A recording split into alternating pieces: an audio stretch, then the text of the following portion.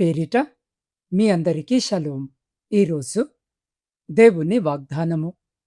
లోకుల చెడుతనమును బట్టియు, దుష్టుల దోషమును బట్టియు నేను వారిని శిక్షింపబోచున్నాను. అహంకారుల అతిశయమును మాన్పించెదను, బలత్కారుల గర్వమును అణిచివేసెదను. యెషయా గ్రంథము 13వ అధ్యాయము 11వ వచనం. ప్రియులారా, ఈ దినము వాక్య ధ్యానములోనికి వెళ్లే ముందు తలలు వంచి చిన్న ప్రార్థన చేసుకుందాం.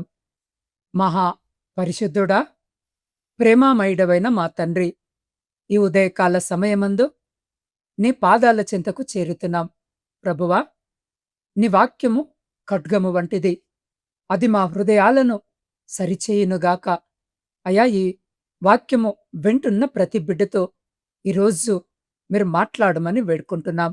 అయ్యా, ప్రతి బిడ్డ అహంకారాన్ని తొలగించి నీ కృపతో నింపమని వేడుకుంటున్నాం. అయ్యా, వాక్యాన్ని అందిస్తున్న నీ దాసుడనైన నన్ను మీ సిలువ చాటున మరుగుపరుచుకొని వినగలిగే చెవులను, గ్రహించగలిగే మనసును ప్రతి బిడ్డకు దయచేసి మీరే ఘనత, మహిమ, ప్రభావాలు పొందమని మా ప్రభువును మీ ప్రియకుమారుడైన యేసు పరిశుద్ధ నామమున ప్రార్థించి స్తుతించి అడిగి పొందుకొని ఉన్నాము తండ్రి. ఆమెన్. ప్రియ సహోదరి, సహోదరులారా, ఈరోజు ఈ వాక్యము వినుచున్న మీ అందరికీ మన ప్రభువును, ప్రియరక్షకుడైన యేసు క్రీస్తు జీవము గలిగిన నామమున ఈ నూతన దినపు శుభములను, వందనములను తెలియజేయుచున్నాను. ప్రియ సహోదరి, సహోదరులారా, లోకమంతా ఒక పరుగు పందెములా మారిపోయింది.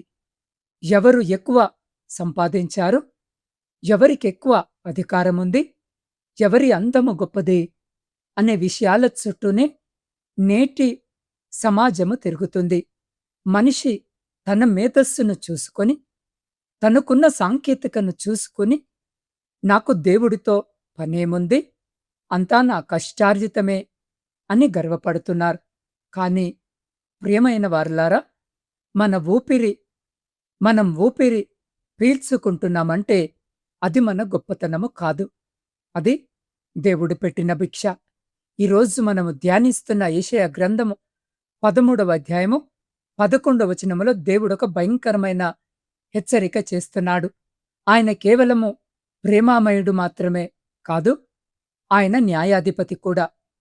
లోకుల చెడుతనమును బట్టి నేను వారిని శిక్షిస్తాను అని ఆయన సెలవిస్తున్నాడు.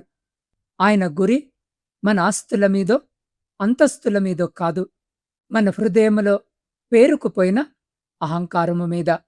ఈరోజు జీవాక్యము వినుచున్న మీతోనే దేవుడు జీవాక్యము ద్వారా మాట్లాడుతున్నాడు. మీ జీవితంలో మీరు దేనిని చూసి అతిశయిస్తున్నారు? అది మిమ్మల్ని దేవునికి దూరము చేస్తుందా? ప్రియులారా, హృదయాన్ని కదిలించే ఒక ఉదాహరణ మీతో పంచుకోవాలని ఆశ కలిగి ఉన్నాను.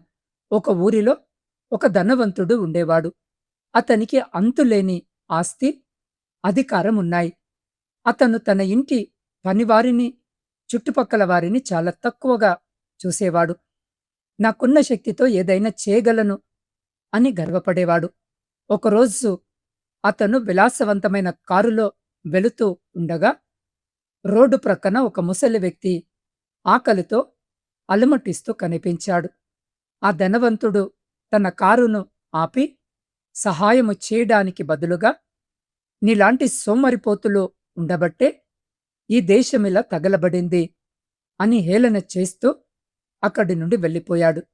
కాని ప్రియులారా, కాలమెప్పుడు ఒకేలా ఉండదు కదా.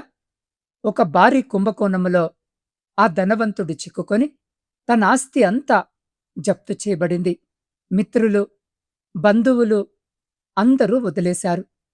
చివరకు ఒక పూట భోజనము కోసము అదే రోడ్డు పక్కన నిలబడవలసి వచ్చింది. అప్పుడతనికి అర్థమైంది, మనము గర్వపడేది ఏది శాశ్వతము కాదు అని. దేవుడొక క్షణములో అహంకారాన్ని అణిచివేయగలడు. అవును ప్రియులారా, ఆ ధనవంతుడు కన్నీటితో పశ్చాత్తాపపడి, ప్రభువా, నన్ను క్షమించు అని వేడుకున్నప్పుడు దేవుడతనికి మరొక అవకాశమిచ్చాడు. ప్రియులారా, ఈ కథ మనకు నేర్పే పాఠం ఒకటే. గర్వము మనిషిని పడదోస్తుంది, కాని దీనత్వము దేవుని కృపను తెస్తుంది. అహంకారమనేది మనిషిని పైకి తీసుకువెళ్ళే బెలూన్ లాంటిది కాదు. అది క్రింద పడవేసే భారమైన రాయిలాంటిది. అందుకే ప్రియ సహోదరి సహోదరుడా, అవును ప్రియ సహోదరి సహోదరులారా, దేవుడు శత్రువులను ఉపేక్షించడు. మనకు హాని చేస్తున్న వారిని విడిచిపెట్టడు.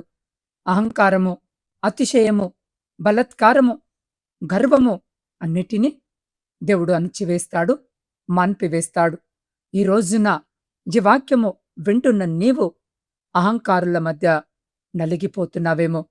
వారి యొక్క అహంకారము వలన నిన్ను వేధిస్తున్నారేమో, నిన్ను బలత్కారము చేస్తున్నారేమో, వారికున్నది అనే గర్వముతో నిన్ను బాధపెడుతున్నారేమో. వారిని చూసి ఈరోజు ఈ వాక్యము వినిచిన్న నీవు బాధపడకు, కృంగిపోకు.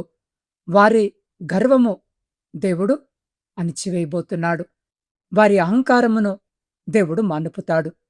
ఈ లేఖన భాగము బబులోను గురించి చెప్పబడింది.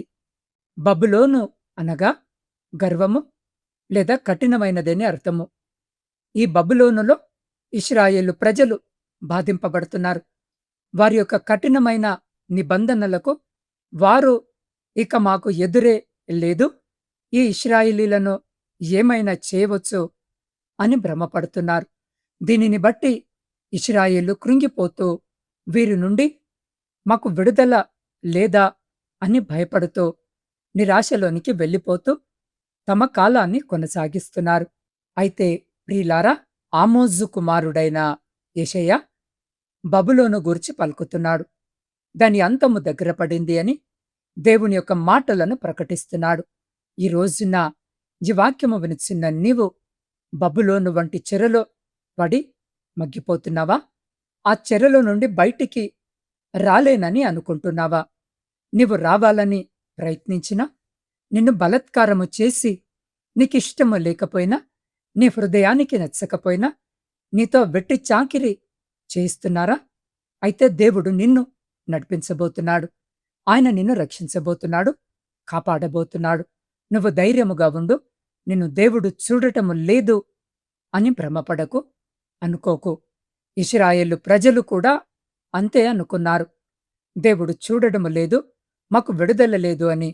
కాని వాక్యము సెలవిస్తుంది, దేవుడు నీ మీద జరుగుతున్న అన్యాయమును చూస్తున్నాడు అని. చూస్తున్న దేవుడు సహించడు. ఆయన నిశ్శబ్దముగా ఉండడు. ఆయన తగిన ఫలాన్ని తప్పక ఇస్తాడు. డబ్బు ఉందనే అహంకారముతో, అధికారముందనే అహంకారముతో నీ మీద పెత్తనము చేస్తున్నారా? నీ ఉద్యోగములో, నీ గృహములోనూ నిన్ను బాధపెడుతున్నారా? ఆస్తులు వారికే ఉన్నాయని, నీకు లేవు అని నిన్ను చిన్నచూపు చూస్తున్న నీ స్నేహితులు, బంధువుల మధ్య నీవున్నావా? అయితే ఈ మాటలు గుర్తుంచుకో. ఏది ఉంది అని వారు అహంకారమును కలిగి ఉన్నారో, ఏది ఉందని వారు అతిశయపడుతున్నారో, నిన్ను అవమానిస్తూ, నిందిస్తూ, హేళన చేస్తున్నారో, దానిని దేవుడు వారి దగ్గర నుండి తొలగిస్తాడు. దేవుని యొక్క కన్నులు ప్రతి చోట ఉండును అని, ఆయన మంచివారిని, చెడ్డవారిని చూచును అని వాక్యము నువ్వు రోజున మర్చిపోవద్దు. ఆయన చూస్తున్నాడు. వారి గర్వము, వారి అహంకారము, వారి అతిశయము అన్నీ కూడా దేవుడు గమనిస్తూనే ఉన్నాడు. దేవుడు నిన్ను వారి చెర నుండి, వారు పెడుతున్న వేదన నుండి నిన్ను విడిపిస్తాడు. నాశనమునకు ముందు గర్వము నడుచును అని లేఖనములు సెలవిస్తున్నాయి. వారు పడిపోవడానికి, నశించబడటానికి సిద్ధముగా ఉన్నారు. కాబట్టే గర్వముతో ఉన్నారు. బబులోను గర్వమును అణిచివేసినట్లుగానే వారి గర్వమును దేవుడు తప్పక అణిచివేస్తాడు. ఎవరైతే నీవెంత, నీ లెక్కెంత అని మాట్లాడారో వారే నీ సహాయము కోసము వస్తారు. ఎవరైతే నిన్ను నలుగురిలో అవమానించి వారు గొప్పగా చూపించుకున్నారో వారే నిన్న నలుగురిలో ఘనపరుస్తారు. ఎవరైతే నీ స్థితిని చూసి నవ్వారో వారే నీ స్థితిని చూసి ఆశ్చర్యపోతారు. లేఖనములు సెలవిస్తున్నాయి. కీడు చేయువారు నిర్మూలమగుదురు, యెహోవా కొరకు కనిపెట్టుకునివారు దేశమును స్వతంత్రించుకొందురు అని. కాబట్టి ఈరోజు ఈ వాక్యము వింటున్న నా ప్రియమైన సహోదరి, సహోదరులారా, దేవుని కోసము కనిపెట్టుకొని జీవించు. యేసయ్య కోసము కనిపెట్టుకొని జీవించు. ఆయనే నిన్ను తప్పకుండా రక్షిస్తాడు. ఆయనే నువ్వేదైతే స్వతంత్రించుకోవాలని ఆశపడుతున్నావో దానిని నువ్వు పొందుకునేలా చేస్తాడు. అహంకారులను బట్టి బాధపడకు. నిన్ను బలత్కారము చేస్తున్న వారిని, కావాలనే ఉద్దేశముతో నిన్ను కృంగదీస్తున్న వారిని దేవుని చేతికి అప్పగించు. ఆయనే నీకు సరైన విధముగా న్యాయము జరిగిస్తాడు. వారికి చేయదగిన శాస్తి చేసి నిన్ను ఘనపరుస్తాడు, నిన్ను విడిపిస్తాడు. అవును ప్రియ సహోదరి, సహోదరుడా, బైబిల్ సెలవిస్తుంది, నాశనమునకు ముందు గర్వము నడుచును అని, పడిపోవుటకు ముందు అహంకారమైన మనస్సు నడుచును అని. ఈ లోకములో మనము చూస్తున్న సామ్రాజ్యాలు, గొప్ప గొప్ప కోటీశ్వరులు, బలవంతులు అందరూ కాలగర్భములో కలిసిపోయారు. ఎందుకంటే వారు దేవుని కంటే తమను తాము ఎక్కువగా ఊహించుకున్నారు. దేవుడి రోజు మనల్ని శిక్షించాలని కోరుకోవడం లేదు, మీరు మారాలని కోరుకుంటున్నాడు. అహంకారము అనేది ఒక గోడ వంటిది. అది మీకు దేవునికి మధ్య అడ్డుగోడగా నిలుస్తుంది. ఆ గోడను ఈరోజే బద్దలు కొట్టండి. మీకున్న జ్ఞానము, ధనము, బలము అన్నీ ఆయనిచ్చినవే అని గుర్తించినప్పుడు మాత్రమే మీరు నిజమైన శాంతిని పొందుతారు. గుర్తుంచుకోండి, మనము తగ్గించబడినప్పుడే పరలోకపు తండ్రి మనల్ని హెచ్చిస్తాడు. అవును ప్రియ సహోదరి, సహోదరులారా, ఇప్పుడు ఈ వాక్యము వింటున్న మీరు మీ హృదయంపై చేయి వేసుకుని ఒక్క నిమిషము ఆలోచించండి. మీ మాటల్లో గాని, మీ ప్రవర్తనలో గాని ఇతరులను తక్కువ చేసే స్వభావము ఉందా? మీ ఎదుగుదలకు మీరే కారణమని గర్వపడుతున్నారా? ఒకవేళ ఆ అహంకారపు ఛాయలు మీలో ఉంటే దేవుని ఉగ్రత మీ మీదికి రాకముందే పశ్చాత్తాపపడండి. మీరే స్థితిలో ఉన్నా పర్వాలేదు, పాపములో ఉన్నా, లోకపు అతిశయములో మునిగి ఉన్నా, ప్రభు ఈ క్షణమే మిమ్మల్ని పిలుస్తున్నాడు. తండ్రి, నాలో ఉన్న గర్వాన్ని తీసివేసి నన్నొక దీనునిగా మార్చు అని అడగడానికి మీరు సిద్ధముగా ఉన్నారా? ఈ క్షణము మీ జీవితాన్ని మార్చే క్షణము కావచ్చు. మీరు మీ గదిలో ఒంటరిగా ఉన్నా సరే మోకరిల్లండి. దేవుని ఎదుట వంగే తల లోకము ఎదుట ఎప్పుడూ వంగదు. అవును ప్రియ సహోదరి, సహోదరుడా, మీరున్న స్థితిలోనే మరికొన్ని నిమిషాలు కళ్ళు మూసుకొని తలలు వంచి నాతో పాటు ప్రార్థనలో ఏకీభవించండి.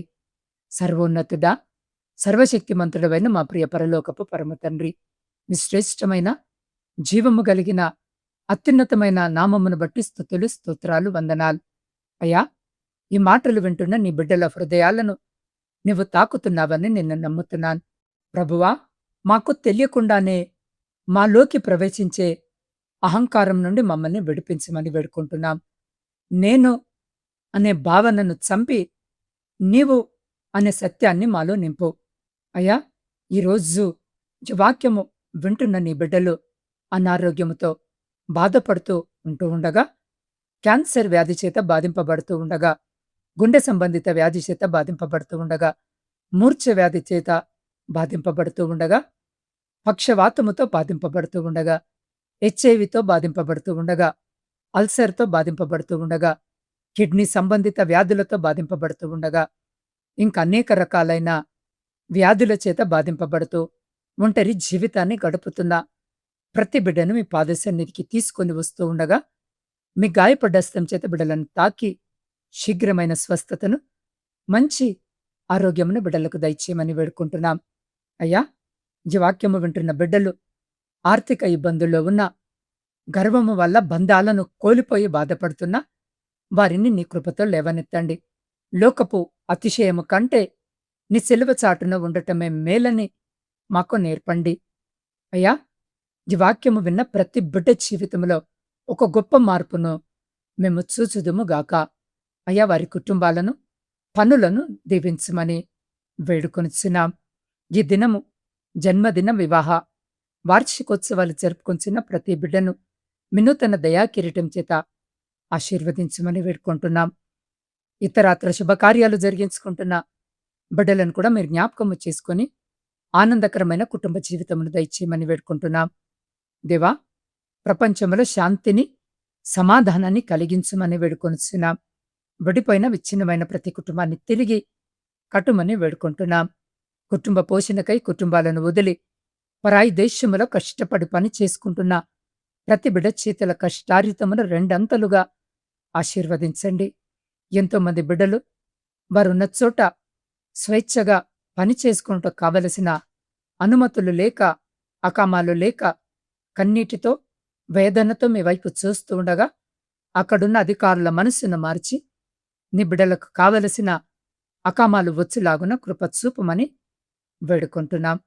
బిడ్డలు ఒంటరిగా ఉంటుండగా చెడు వ్యసనాల వైపు అడుగులు వేయకుండా వారిని, వారి కుటుంబాలను కూడా మీ కృపలో భద్రపరచమని వేడుకుంటున్నాం.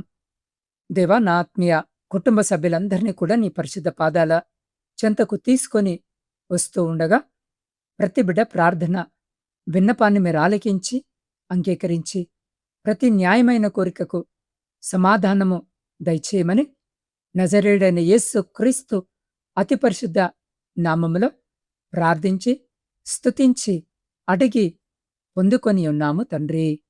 ఆమెన్. ప్రియమైన వారులారా, ఈ వాక్యము మీ హృదయాన్ని తాకినట్లయితే ఆమెన్ అని కామెంట్ చేయండి. మరిన్ని ఆత్మీయ సందేశాల కోసము నా ఛానల్ని సబ్స్క్రైబ్ చేసుకొని ఈ వీడియోను మీ స్నేహితులకు, బంధువులకు షేర్ చేసి దేవుని వాక్యాన్ని పంచుకోండి. దేవుడు మిమ్మలను సమృద్ధిగా దీవించునుగాక.